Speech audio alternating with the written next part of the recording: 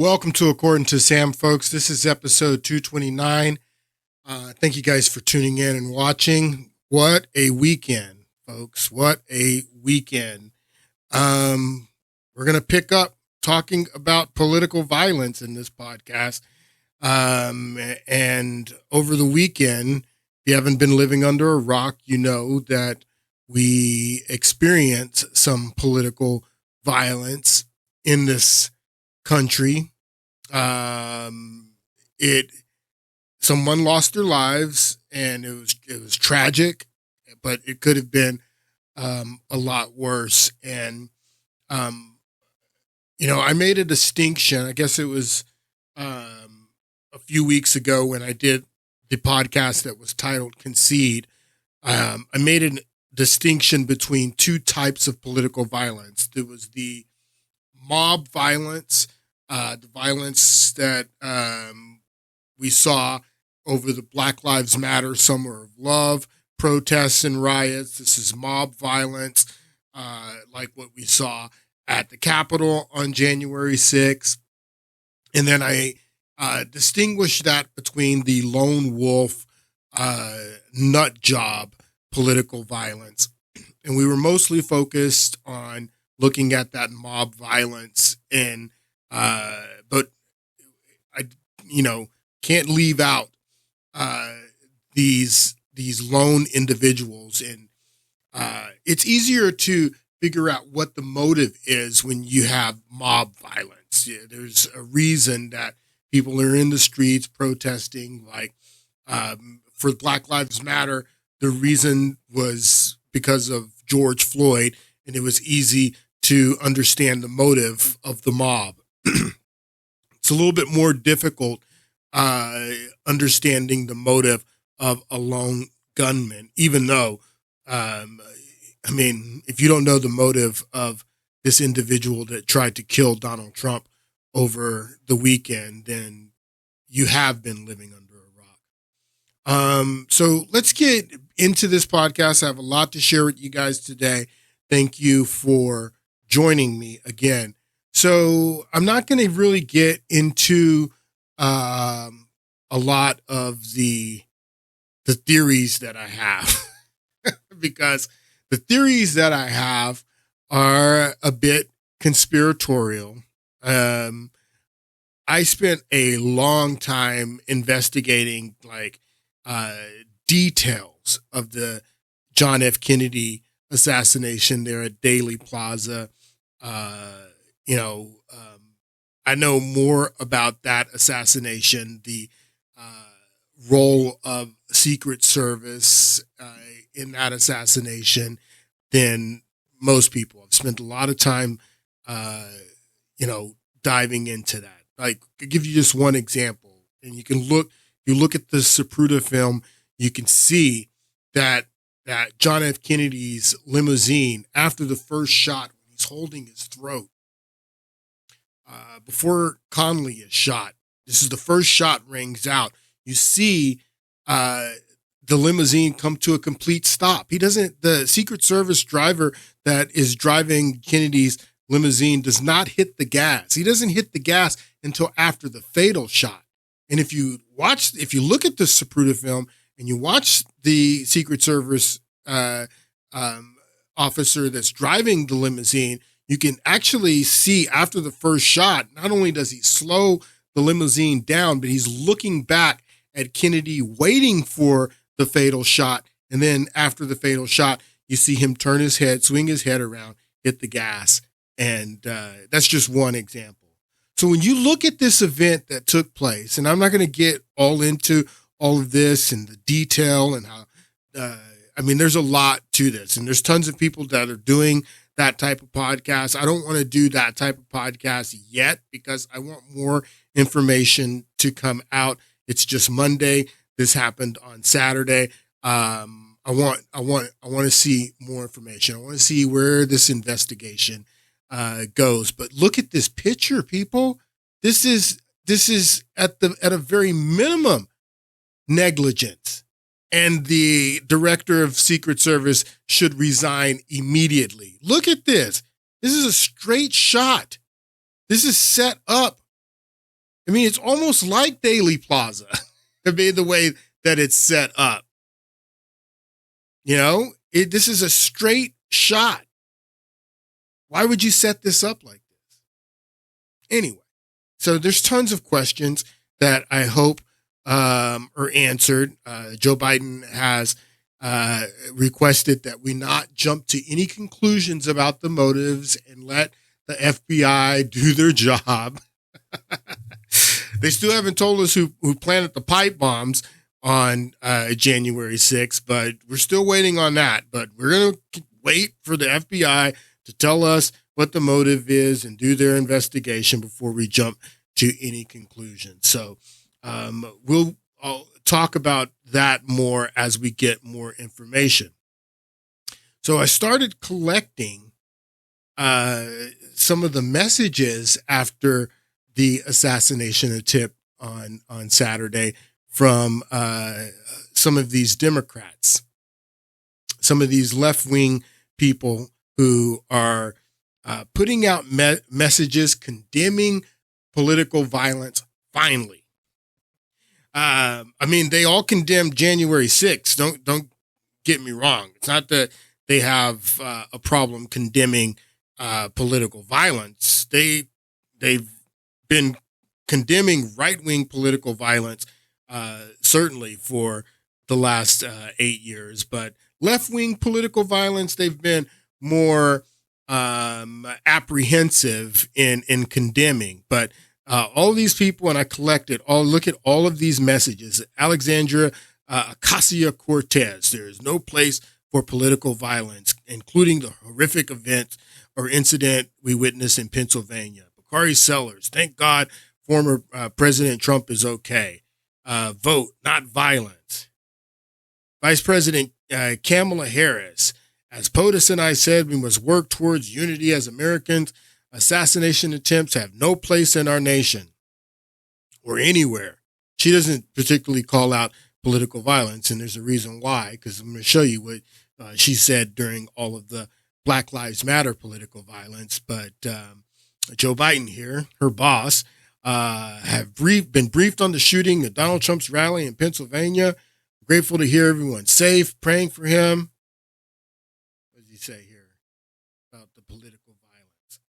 There's no place for this kind of political violence in America. George Tataki, political violence is never the answer. Barack Obama here. There's absolutely no place for political violence. Hakeem Jeffries. No political violence of any kind is never acceptable. Nancy Pelosi. Where does she say? Or here, as one of the families who's been a victim of political violence. That's they keep bringing up what happened to her husband, which I'm not. I won't say that. Anyway, Governor Whitmer. No political violence. Pete Buttigieg. So all these people are coming out. Adam Schiff, no political violence. Chuck Schumer, no political violence. Jamie Raskin, no political violence. They're all coming out saying no political violence now that somebody has lost their life. But where were these guys calling out political violence years ago? Years ago, for 8 years, we've been dealing with political violence. So in light of what happened, the RNC starts today, and Donald Trump is going to be nominated and accept his nomination as the Republican candidate this week. He's chosen J.D. Vance, Ohio senator, as his running mate. And in light of what happened Saturday, this lone nut job attempting to kill President Trump, he has spoken with Joe Biden, and they both agreed that they were going to calm down the rhetoric, and Donald Trump is going to focus his acceptance speech on unity. He's rewriting the whole thing, and he wants to focus on unity. But my thing is, if I was Donald Trump, I mean, why even waste your time trying to focus on unity? You've done this. Donald Trump has made an effort to unify this country. There's certain people in this country who do not want unity. So let's just be honest about it.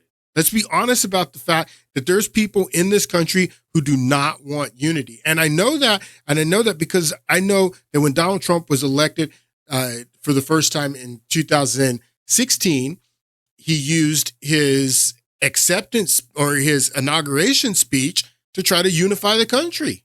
This was January 20th, 2017, and Donald Trump did everything he could in his inauguration speech to call for unity after that election, that heated election in 2016. This is just a few of his words in that inauguration speech. Let's listen. At the bedrock of our politics will be a total allegiance to the United States of America. And through our loyalty to our country, we will rediscover our loyalty to each other. When you open your heart to patriotism, there is no room for prejudice.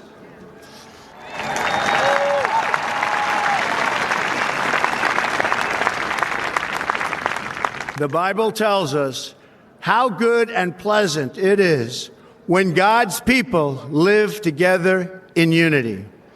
We must speak our minds openly, debate our disagreements honestly, but always pursue solidarity. So he's calling for unity in his inauguration speech. At the same time that he's calling for unity, Democrats are telling their supporters to resist his presidency. That's what they said. You remember this, they had the violence on his inauguration. So this is what's going on outside his inauguration while he is inside the inaugural grounds calling for unity. This is going on outside. Burning cars and smashed windows. A small group of protesters dressed in black, their faces covered, armed with hammers and bricks. Facing off with thousands of officers on site, many in riot gear, confronting them with flashbang grenades and pepper spray. All of a sudden, the police officers started to spray pepper spray. And this is going on not only in D.C., nationwide. Because they're going to throw more flashbangs.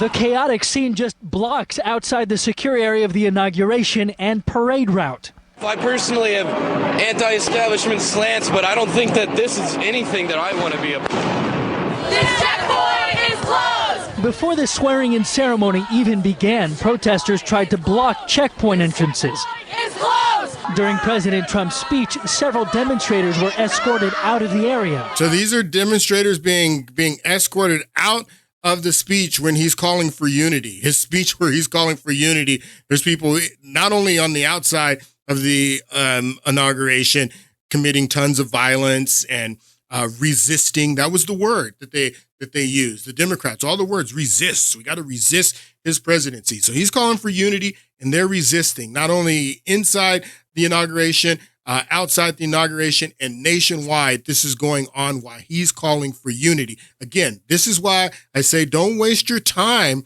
with your convention speech this week calling for unity, because these people don't want unity. You've already called for unity already, and they don't want unity. They won't accept your unity. I'm telling you. Trump's speech, several demonstrators were escorted out of the area. Several officers injured during the protest. Several today, officers and more than 100 injured. people arrested. Once the inaugural parade began, the newly sworn-in president facing thousands of peaceful protesters amongst his supporters. NBC's Stephanie Gosk was with him all day. When Donald Trump took the oath of office, the people here sang, "We shall overcome." Resist from day one! Similar demonstrations across the country. Arrests Nationwide. outside Trump Tower, New York City. A human chain across San Francisco's Golden Gate Bridge. From Phoenix to Houston to Chicago, people protesting the country's new president. And does this look like they want to resist? I mean, like they want to unity? Does this look like they want unity, people? No, they want to resist. On his first day in office. Tonight, thousands of protesters remain in downtown D.C., occasionally facing off with police. We have seen many people injured, both protesters and police officers. And tomorrow, D.C. police... So many people injured, both protesters and police officers injured.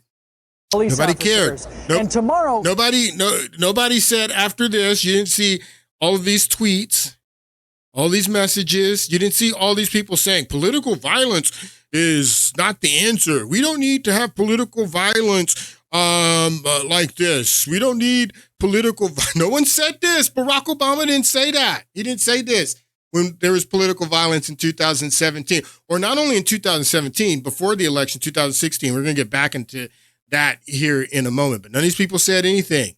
And now someone's lost their lives. Now someone has been killed, and they all say no political violence. It's interesting. So this guy's calling for peace, calling for unity, and at the same time, he's calling for unity. Together in unity. In unity. Let's come together in unity. Same time he says come together in unity. This is what's going on nationwide because Democrats are saying resist. D.C. police are preparing for a women's march on Washington. So this was the day of the inauguration. The next day was the Pink Pussy Hat march, and they told everyone to resist. Resist. So this was the first time Donald Trump calls for unity and tries to unify the nation on his inauguration. This is January 20th. About 2 months later, I think it was about 2 months later, he gives his first address to a joint session of Congress. It wasn't a State of the Union, but it was a State of the Union type of speech to a joint session of Congress. First address, actually a month later. So it was February 28th is when he gives that address. January 20th, February 28th is the second time he tries to unite the country in this joint session of Congress. This is a small clip of the speech where he's trying to bring the nation together, unite the nation with this first congressional address. Everything in this speech was so good. You're going to listen to Van Jones here talk about how good this speech was and how unifying this speech was. Listen to Van Jones here. This was Donald Trump's first congressional address on February 28, 2017. We are blessed to be joined tonight by Corinne Owens, the widow of U.S. Navy Special Operator, Senior Chief William Ryan Owens. Ryan died as he lived, a warrior and a hero, battling against terrorism and securing our nation.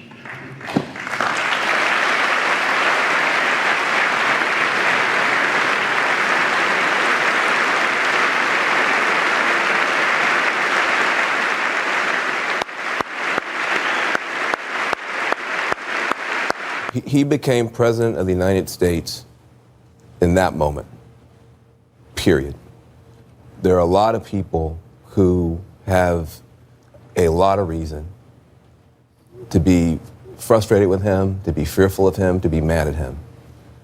But that was one of the most extraordinary moments you have ever seen in American politics, period. So all of the Democrats attacked Van Jones. How can you humanize him?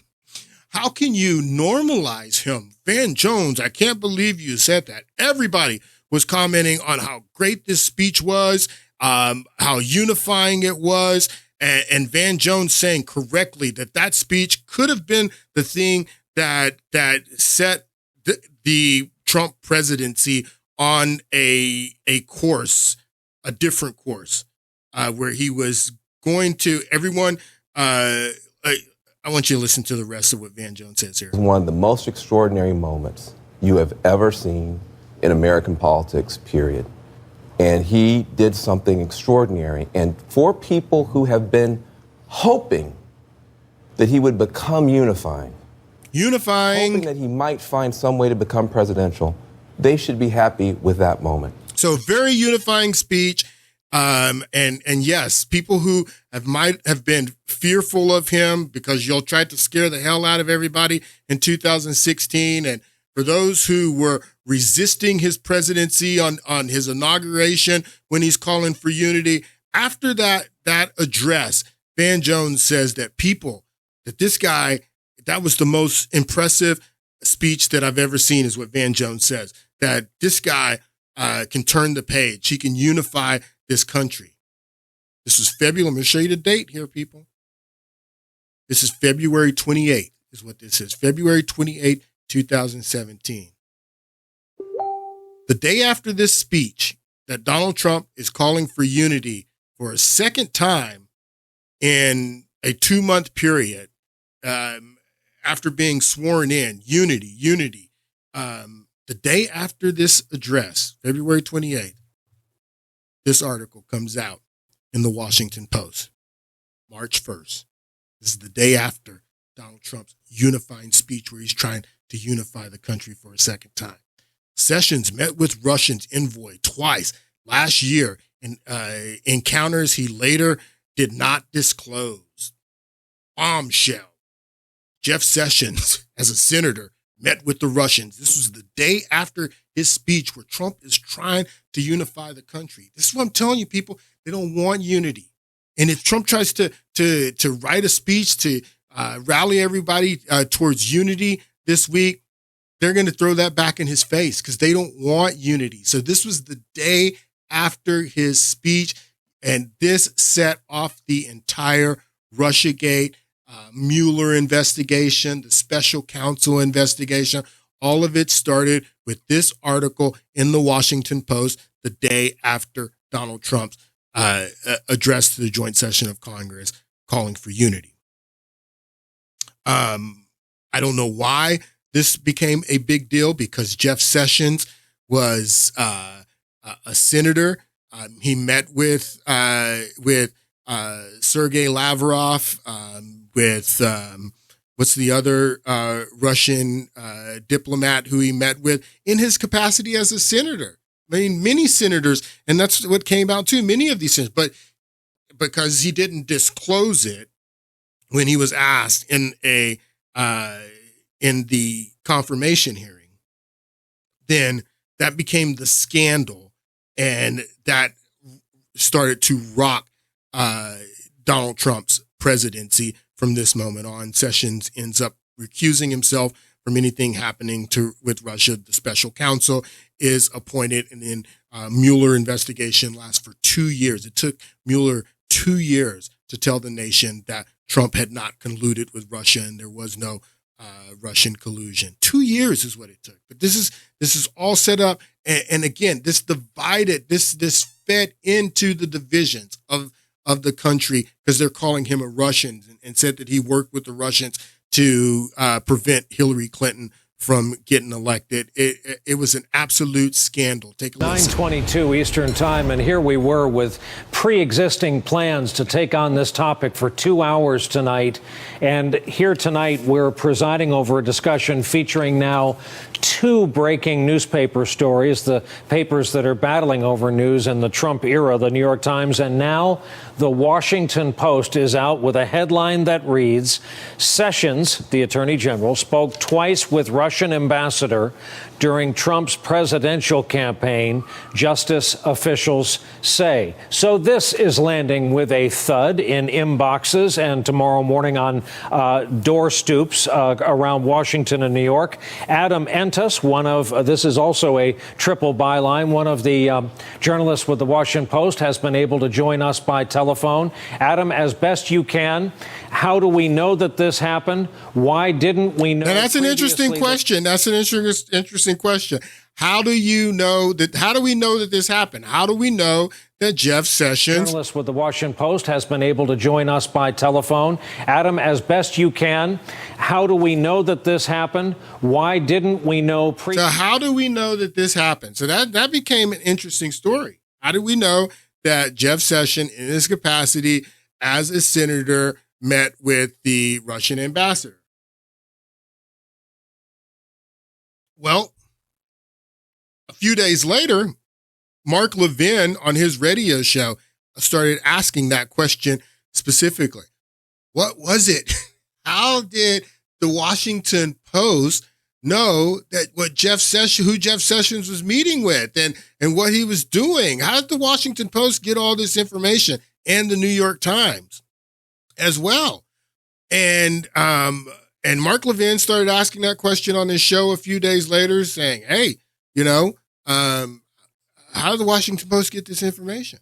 And he speculated that the FBI and the Obama administration was spying on Trump's campaign and there was some spying going on in Trump's orbit. That's what Mark Levin theorized. And then Breitbart wrote an article where Breitbart came out with all this information based on Levin's theory that, hey, the Obama administration was spying on the Trump campaign. And Donald Trump, after reading the Breitbart and I guess listening to Mark Levin, he decides to tweet, just found out that Obama tapped my phones before the big win. This became a huge scandal because Donald Trump caught wind that the Obama administration was spying on him. So he tweets that out, that the Obama administration had been, everyone laughs at him. Everyone says, this guy's crazy. He's accusing Obama of spying on him. One of my favorite segments on this is Colbert. Stephen Colbert, he did a segment on his show on CBS laughing at Trump about his tweet where he accused Barack Obama, the Obama administration, of spying on him. And that's how the Washington Post and the New York Times knew what Sessions was doing, and not only what Sessions was doing, what other members in the Trump campaign were doing. But let's watch a little bit of Stephen Colbert here. Thanks so much, everybody. You're very kind. You're very kind. Thank you very much. Listen. Thank you, everybody. Lovely.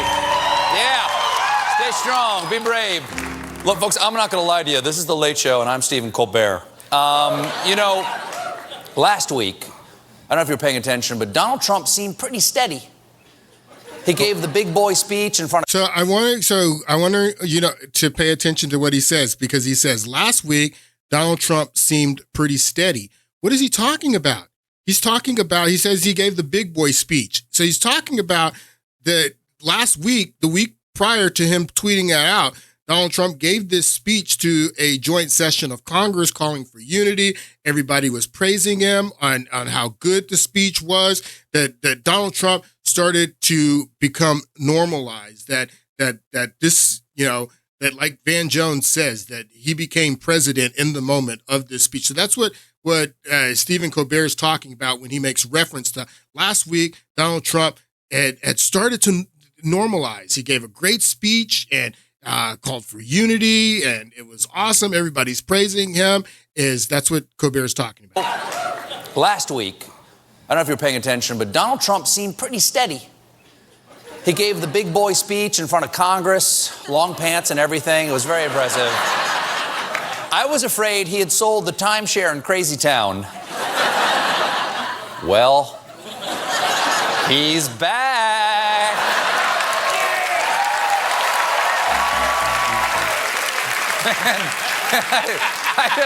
Things are moving so fast. I think I need a Dramamine. I watched the Sunday shows yesterday and I alternated between weeping and vomiting. Like someone made me chug Dayquil and then strapped me into a tilt-a-whirl. Here, get into this industrial dryer and we'll throw in a couple of fluorescent tubes with you. Here, enjoy it. For those of you who missed it, Saturday morning while Trump was in Florida, out of nowhere he tweeted, "Terrible, just found out that Obama had my wires tapped in Trump Tower just before victory. Nothing found. This is McCarthyism." So everybody's story. It wasn't just Colbert. All the late night talking heads, what's his name on the Daily Show, Trevor Noah did a segment on this. They all laughed at him. Everyone was laughing that Donald Trump was accusing Obama of wiretapping him. Well, wiretap is here in quotes. Basically, Obama was spying on the Trump campaign. Not only the campaign, he was spying on not him, but the FBI continued to spy on the Trump administration in those early months. And it turns out that all of these accusations that Trump were making about the Obama administration spying on him, we now know was true, that there was an FBI investigation, the Crossfire Hurricane investigation, that they got FISA warrants on Carter Page, that the FISA warrants that they got on Carter Page allowed them to spy on the entire campaign. There was unmasking going on of the people that weren't part of the FISA. They were caught up in the surveillance and unmasked, and that's how the information. So not only was the FBI surveilling the Trump campaign and getting this information, they were leaking it to the Washington Post and the New York Times. They were leaking. So that's how this came out. So Donald Trump's calling for unity, and behind his back there is this covert, plot to divide the country, because these people, especially Donald Trump's a populist president. The last thing that they want is for him to be normalized, because his policies are going to naturally appeal to the populace. He's the biggest threat to the establishment. The establishment want us fighting with each other. They want us divided on race. They want us divided on sex. They want us fighting and divided. So we're fighting with each other and not paying attention to them. That's the last thing they want, is unity. So after Donald Trump's assassination attempt on a Saturday, rather late, if you ask me, in the evening, Joe Biden finally came out and he gave a short address on the assassination attempt. I want you to listen to a little bit of that address here. But the bottom line is that the Trump rally was a rally that he should have been able to be conducted peacefully without any problem. That the Trump rally he should have been able to conduct it peacefully without any problem. Well, that's definitely true now in 2024, but that was also true in 2016. That all of the rallies that Donald Trump was having all over the country, where his supporters were being attacked and beaten, and there was violence and clashes with the police.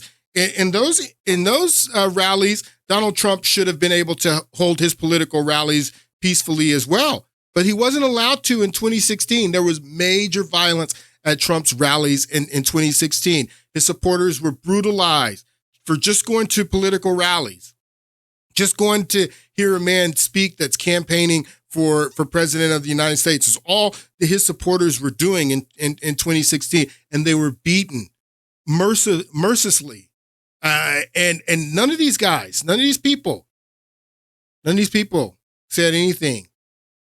None of these people tweeted out anything when Donald Trump supporters were being beaten at his political rallies in 2016. Nobody said, no, don't do that. We don't need political violence. We don't need Donald Trump. No, you shouldn't. Joe Biden was vice president back then. He didn't say, no, Donald Trump should be allowed to have his rallies in peace. He didn't say that. It took someone getting killed. It took someone getting killed for them to say that. They waited until someone got killed. Now, if they would have spoke out about the political violence in 2016, if they would have said what Joe Biden is saying here now, that Donald Trump deserves to be able to campaign and have campaign rallies in peace, if they would have said this back in 2016, this guy may be alive. This guy could be alive today if they would have said that back in 2016. But they didn't. None of these people did. None of these people said back in 2016 that, hey, Donald Trump deserves to campaign in peace. Don't go to his rallies and commit violence at his rallies. Don't attack his supporters. None of these people did that. Here's the address that Joe Biden did from the Oval Office last night, and he reiterates what he said on Saturday. Take a listen. A former president was shot, an American citizen killed, while simply exercising his freedom to support the candidate of his choosing. He was killed while simply. I think that word is very key. The only thing that this guy was doing, and he lost his life and he's dead now, the only thing he was doing was supporting a candidate that he liked and going to a campaign rally. That's simply what this guy was doing, and he's dead now. And his family doesn't have him anymore because he was simply going to a campaign rally and supporting a candidate that he supports. This is a guy in 2016. This is Trump's rally in San Jose. Look at the blood dripping down his head. He was simply going to a rally to listen to a candidate that he supported at a rally that got extremely violent. That's what this guy was simply doing. He's not dead, but if Joe Biden and Democrats would have said something about this guy being attacked at a rally in 2016, this guy may still be alive. Take a look. This is San Jose, 2016. None of them said anything. Then I was like a racist. Yeah. So you literally didn't say anything to provoke them? I was just like, yeah, Trump. That's my bad. And then that's my bad because I said Trump. Because I said, yeah, Trump. I like Trump. That's my bad.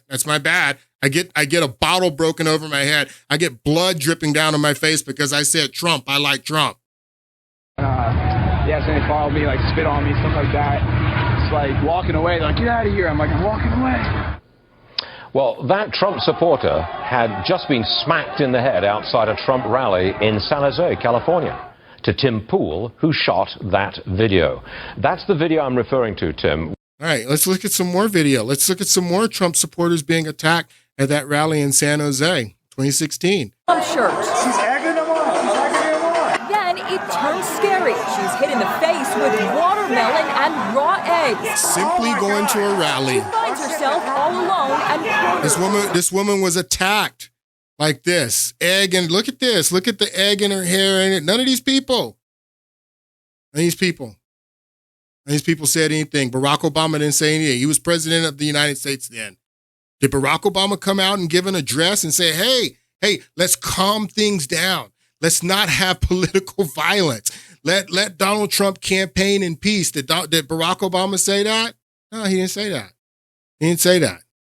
So this woman got attacked. She's not dead. She's not dead. She's still alive, but she's beaten. She's attacked. She's humiliated. But if they would have said something about this in 2016, this guy would be alive. This guy and his family would still have him. If they would have said something about this in 2016, they said nothing. the crowd screaming obscenities, and no one came to her aid, not even the cops. No one came to her aid, not even the cops. Interesting. Obscenities, and no one came to her aid, not even the cops. Finally, she gets back inside and finds sanctuary. I was so scared watching this video, afraid for what was going on. The rally were hunted and chased down like prey. Chased down like prey. Young man runs for his life. He's caught and knocked down. So why? Look at the fear in his face. Why was this guy chased and beaten and knocked down? For simply going to a political rally, simply supporting the candidate that he liked back in 2016. None of them said anything. Nancy Pelosi, Kamala Harris, Biden, none of them said anything. Kamala Harris, at this time, I think she's the senator of the state of California where this took place. She didn't say nothing. As he attempts to flee. Another fistfight's about to break out right now. Trump supporter is getting pummeled right now. This guy's Build the Wall t-shirt was ripped off his back. Then he's knocked and punched by 6. This is political violence, people. This is political violence. This guy's doing nothing but walking home, leaving a campaign rally. Joe Biden said nothing. He was vice president. He said nothing. If he would have said something, about that, this guy would be alive. But he said nothing. This is the rally that Trump had down in Orange County. Some Trump Look at this guy. Look at this guy's face. Look at this guy's face. Blood dripping down his face. Because what did he do? Simply go to a campaign rally and support the candidate that he liked, and his face is all bloody. This is political violence right here. They all said nothing. Found themselves getting knocked around. You all right, buddy? Nearly 20 people were arrested last night during the mayhem. So they said nothing. They said nothing. All these people who, all these Democrats, as a matter of fact, some of them actually encourage this. And I don't have those clips prepped, but I have some other stuff that I'm going to show you of them encouraging political violence. But they said nothing about this. Local 4 News at 11 with the violence in Chicago all over Donald Trump's visit tonight. His campaign rally was called off tonight after fights broke out between protesters and supporters, all before Trump even took the stage. Yeah, so this is happening in Chicago. This is happening all over the country. Joe Biden says nothing. He says nothing. Kamala Harris, she says nothing. Barack Obama says nothing. Hakeem Jeffries, nothing. Nancy Pelosi, nothing. They said nothing. Trump supporters are getting beat, hunted, just for going to a rally, for simply going to a rally. This was another address that Joe Biden gave. He gave this one during the day yesterday. I want you to listen to a little bit of what he says here. Good afternoon. Last night, I spoke with Donald Trump. I'm sincerely grateful that he's doing well and recovering, and we had a short but good conversation. Jill and I are keeping him and his family in our prayers. We also extend our deepest condolences to the family of the victim who was killed. He was a father. He was protecting his family from the bullets that were being fired, and he lost his life. God love him. God love him. He'd still be alive, buddy. He'd still be alive if you guys would have called off your dogs years ago. He'd still be alive. We're also praying for the full recovery of those who were injured. And we're grateful to the Secret Service agents and other law enforcement agencies and individuals who risked their lives literally for our nation. As I said last night, there is no place in America for this kind of violence or any violence for that matter. Yeah, you should have said that 8 years ago, not last night after someone gets killed. Yes, not last night after someone gets killed, buddy. You should have been saying that 8 years ago. You're a little bit too late, Joe Biden. An assassination attempt is contrary to everything we stand for as a nation, everything. It's not who we are as a nation. It's not America. And we cannot allow this to happen. Unity is the most elusive goal of all, but nothing is important than that right now, unity. Unity is the most elusive goal of all. Nothing is more important than unity. That's what you ran on when you ran in 2020. That's what you said you promised us that you would do, that you would bring unity to this country, that you would unify this country, return the soul of the nation is what you said. That's what you ran on in 2020. That's what you ran on unity. This is you governing. Now in our time, as we build an America that is more prosperous, free and just, that is the work of my presidency, a mission I believe in with my whole soul. But first, we must be honest with each other and with ourselves. Too much of what's happening in our country today is not normal. Donald Trump and the MAGA Republicans represent an extremism that threatens the very foundations of our republic. So how does that bring unity? How does that bring unity, Joe Biden, to say that Donald Trump and MAGA extremists threaten the very, hold on, let's listen to this again. That threatens the very foundations. The very foundations. Yes, if someone threatens the very foundations of our nation, would you not try to take him out? I mean, you would owe yourself a responsibility to your family, to your friends, to the people you care about to take out a threat like that. Of course you would. And that's what you said, Joe Biden. You didn't say after you ran on unity and said you would unify the country after you got elected, you didn't try to unify us because you don't want us unified. This guy does not want unity. He's done nothing to unify the country. This Jake Tapper clip went viral. This was a segment that he did yesterday after his Sunday show. And I want you to take a listen to this. I want to kind of tie some stuff together. Listen to Jake Tapper here. I keep hearing from politicians this morning that political violence has no place in America. Would that were true. We are living in an era of political violence. Amen. Last night, as you all know, horrifically, a shooter opened fire and tried to assassinate former President Donald Trump at a campaign rally. This was the closest call in terms of a major assassination attempt on a U.S. leader on that level in more than 40 years, since Ronald Reagan in 1981. We do not yet know the specific motivations behind this would-be assassination. Smart people do. And twisted, though they assuredly are. But sadly, this is not the first time we've seen this kind of repugnant and un-American violence. Nope, it's not the first time. 2011, then Democratic Congresswoman Gabby Giffords was shot in the head and nearly killed by a gunman at a constituent event. Other innocent people were killed.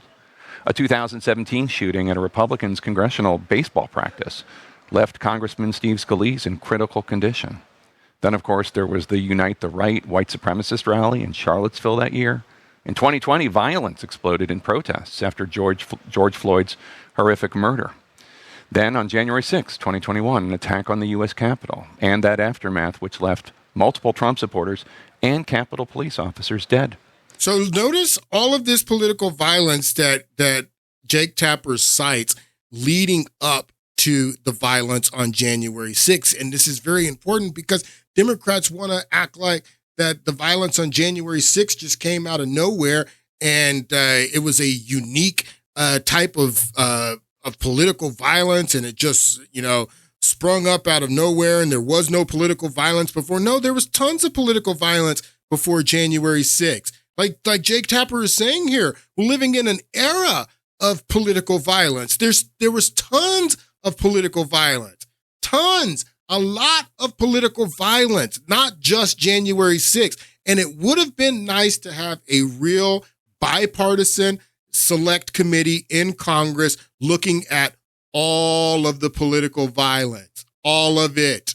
How does it happen? What's motivating this political violence? How do we stop it? Not just the political violence on January 6th by right-wingers, but also political violence over the Summer of Love by left-wingers. All of the political violence. Let's do a real bipartisan special counsel or special select committee investigation, bipartisan, where we both come out and we stand against both parties, left and right, stand against all political violence and figure out how we can root it out. That's what Republicans wanted to do.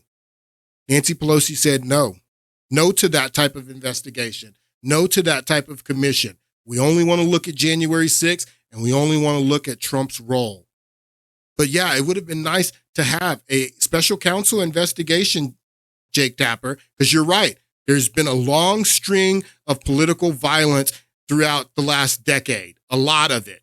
And yes, it would have been nice to have a real congressional bipartisan where both of the parties come out together and stand against political violence. Nancy Pelosi said no. We only want to look at January 6th, and we only want to look at Trump's role. Then Democratic Congresswoman Gabby Giffords was shot in the head and nearly killed by a gunman at a constituent event. Other innocent people were killed. A 2017 shooting at a Republicans' congressional baseball practice left Congressman Steve Scalise in critical condition. Then, of course, there was the Unite the Right white supremacist rally in Charlottesville that year. In 2020, violence exploded in protests after George Floyd's horrific murder. Then, on January 6, 2021, an attack on the U.S. Capitol and that aftermath, which left multiple Trump supporters and Capitol police officers dead. An individual who left pipe bombs outside the Republican National Committee. And why do we still not know who left the pipe bombs? People, this happened in 2021. We're 3 years later, and we still don't know who left the pipe bombs. And Joe Biden's telling us to wait for the FBI to do their investigation on this debacle that happened in Pennsylvania over the weekend. And the Democratic National Committee buildings. That individual's still not been identified. In 2022, former Democratic Speaker Nancy Pelosi's husband, Paul, was attacked with a hammer in his own home by an intruder searching for the former speaker. Another man with a gun, a knife, and a zip ties was arrested outside the home of Supreme Court Justice Brett Kavanaugh, to say nothing of lesser attempts. Cesar Sayoc, who sent pipe bombs to Democrats and members of the news media, it's a lot, including CNN. It's a lot. 2018. Last year, the U.S. Department of Homeland Security warned of a high threat of violence from radicalized individuals, lone offenders, or small group attacks that occur with little warning, and said that the 2024 election cycle will be, quote, a key event for possible violence, unquote. The assessment warned of violence against, quote, government officials, voters, and elections-related personnel and infrastructure, including polling places, ballot drop box locations, voter registration sites, campaign events, political party offices, and vote-counting sites, unquote. There is something troubling the American soul right now. Mm-hmm. Too many Americans see those with whom they disagree as the enemy, to be shunned, to be banned, to be ostracized, to be threatened with violence. Yeah, you want to know where that's coming from? It's coming from right here, buddy. It's where it's coming from, Jake, from this guy. Donald Trump and the MAGA Republicans represent an extremism that threatens the very foundations of our republic. That's where it's coming from, Jake. It's coming from that guy right there. Yeah, you're right. A lot of people see their fellow Americans as extremists, as enemies that threaten the foundation of our country. And that's coming from the top, from the commander-in-chief who promised to bring unity. To be shunned, to be banned, to be ostracized, to be threatened with violence, or even to have that violence carried out. As with so many prior acts of violence, we right now see too many awful responses out there to this hideous attack on former President Trump. Responses that are part of this trend. That includes those who, without evidence, are blaming this act of violence on those with whom they have disagreements. So Jake Tapper's right. There's been all of this violence that he cites. He cites it all. Just violence, violence, violence. Violence against Kavanaugh. A guy tried to kill Kavanaugh. Violence against Nancy Pelosi's husband. Pipe bombs. January 6th. Black Lives Matter. All this. But Nancy Pelosi only wanted a select committee looking at January 6th and only Trump's role. She didn't want a true bipartisan commission where both parties came together and called out this political violence. Not until someone was dead. Now someone's dead, and now they're coming out with their, political violence. Well, yeah, someone's dead now. Someone's died now. Where have you been? This is where you've been. This is what these guys have been doing. Listen. I just don't even know why there aren't uprisings all over the country. Maybe uprisings. People need to start taking to the streets. This is a dictator. You know, there needs to be unrest in the streets for as long as there is unrest in our lives. Enemies of the state. Show me where it says that protests are supposed to be polite and peaceful. Do something about your dad's immigration practices, you feckless. When they go low, we kick them. How do you resist the temptation to run up and wring her neck? The biggest terror threat in this country is white men, most of them radicalized up to the right. I thought he should have punched him in the face. I said, even if you lost, he insulted your wife. Yes. He came down the escalator and called Mexicans rapists and murderers. He said, well, what do you think I should have done? I said, I think you should have punched him in the face and then gotten out of the race. You would have been a hero. I'd like to punch him in the face. I said if we were in high school, I'd take him behind the gym and beat the hell out of him. Punch some people in the face! When was the last time an actor assassinated a president? They're still going to have to go out and put a bullet in Donald Trump, and that's a fact. Look as his character is stabbed to death. Where is John Wilkes Booth when you need him? That's it right there. Pull it up. I have thought an awful lot about blowing up the White House. A Missouri state senator is under investigation by the Secret Service after saying she hopes President Trump is assassinated. I will go and take Trump out tonight. And if you see anybody from that cabinet in a restaurant, in a department store, at a gasoline station. You get out and you create a crowd. And you push back on them. And you tell them they're not welcome anymore, anywhere. And sadly, the domestic enemies to our voting system and our honoring our Constitution are right at 1600 Pennsylvania Avenue. They're not going to stop before Election Day in November, and they're not going to stop after Election Day. And that should be, everyone should take note of that on both levels, that this isn't, they're not going to let up, and they should not. They're not going to let up, and they should not. This is war. Kill the president. Put a bullet in him, punch him in the face. We don't have to be peaceful. Let's be violent. This is what they were saying. Now somebody's dead. Somebody's dead now. And it's now, we can't have political violence. No political violence. Oh, the political violence. Yeah, someone's dead now. Someone's dead. You guys are late. Should have been calling it out a long time ago. It should have been a real bipartisan select committee, and not just looking at January 6th and fake, and trying to set up Donald Trump for a prosecution. Here's another one. Listen to this. This means war. That is where we are. We are at war with these people. These folks are evil. There is an ultra-right MAGA contingent in this country that wants to overthrow the U.S. government. It is a danger to our democracy. It is a danger to our way of life. The MAGA movement is a threat. The extremists that we're dealing with every single day, we've got to kill and confront that movement. Clearly, this is a literally call to arms. Obviously, Republicans, I think, are the biggest threat to democracy. We don't separate right-wing extremists and Republican Party anymore. I see this as a party, a MAGA party that no longer is confident that they can win elections with votes. And so now they're seeking to enact their political will through violence. This is literally what conservative white folks do when they don't get their way. They turn violent. Today's GOP is no longer a political movement.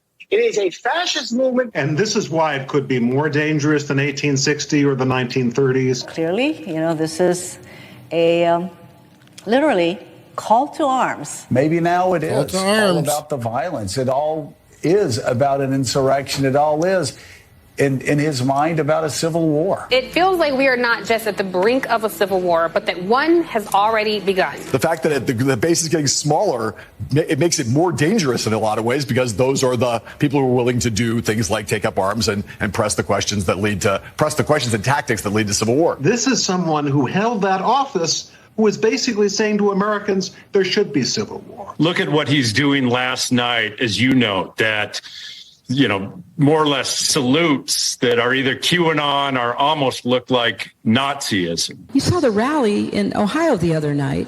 Trump is there ranting and raving for more than an hour, and you have these rows of young men with their arms raised. These crazy. If that's what's really going on, which is ridiculous, with their arms raised. So what is she saying here? Like they're giving the Nazi salute is what she's saying, which is a lie. That's never going on. But if you believe that, of course you're going to show up at his rallies and confront his supporters and beat his supporters down and shoot his supporters. If you believe that that's what's going on at his rallies. These people have been so irresponsible. And now someone is dead. Now someone has lost their lives, and this daughter doesn't have her father anymore. And now they come out with all the sob stories about how we need unity, how violence is wrong. Where have you guys been? You're a little late. Now someone's dead. This is the last clip that I want to play today, and then I'll play us out. We're going to get back into this on Friday for sure, because I have a lot more to share with you guys. But this is the clip, the famous "stand back and stand by" quote, where Donald Trump is asked about Proud Boys, and after the election, will he ask them to stand back? And Chris Wallace is moderating the debate, and he's addressing this to Trump. He's only addressing political violence to Trump. After everything that went on in 2020, all the Black Lives Matter, Summer of Love, riot, looting, and all this stuff, Chris Wallace in this debate, he only addresses a political violence question to Trump. And I'll admit, yes, there's right-wing political violence. It needs to be rooted out. There's no place for right-wing political violence. But the left, they never call out their political violence. And that's what happens here in this clip. Donald Trump is asked about the Proud Boys and telling them to stand back is what Chris Wallace says. He actually introduces the word stand. And then Donald Trump misspeaks. He doesn't say stand back as Chris Wallace was saying. He says stand down. And then it became this whole, controversy that Trump told him to stand down or stand back. No, it was Chris Wallace in the question. He says stand down, and then Trump says stand back. But what you don't see, and many times when they play this clip, they cut off the part where Trump is accusing the left of left wing. He says, I don't mind telling the right wing violence and the right wing people that are participating in violence. I don't mind telling them to stand down, stand back, whatever. That's what he says. But you got to call out the left wing violence too. You got to call out Antifa. And that's when Joe Biden says Antifa is an idea. Take a listen. You have repeatedly criticized the vice president for not specifically calling out Antifa and other left-wing extremist groups. But are you willing tonight to condemn white supremacists and militia groups and to say that they need to stand down and not add to the violence in a number of these cities, as we saw in Kenosha and as we've seen in Portland? Are you prepared to specifically do it? Well, go ahead, sir. I would say almost everything I see is from the left wing, not from the right wing. So what are you saying? I'm willing to do anything. I want to see peace. Then do it, sir. Say it. Do it. Say it. Do you want to call them? What do you want to call them? Give me a name. Give me a white name. Supremacists and who would you like me to condemn? White supremacists and who would you like me to condemn again? Stand back and stand by. And stand whatever. I'll tell you what. Somebody's got to do something about Antifa and the left, because this is not a right-wing problem. This is a left-wing. FBI director This is a left-wing problem. White supremacists. Antifa's an idea, not an organization. Oh, you got it. Antifa is an idea and not an organization. He says that comes from Director Wray.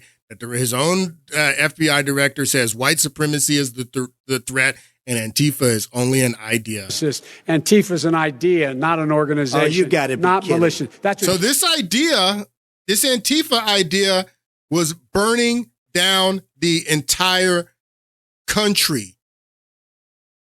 in 2020, in the Summer of Love in 2020. Rioting, looting, this idea.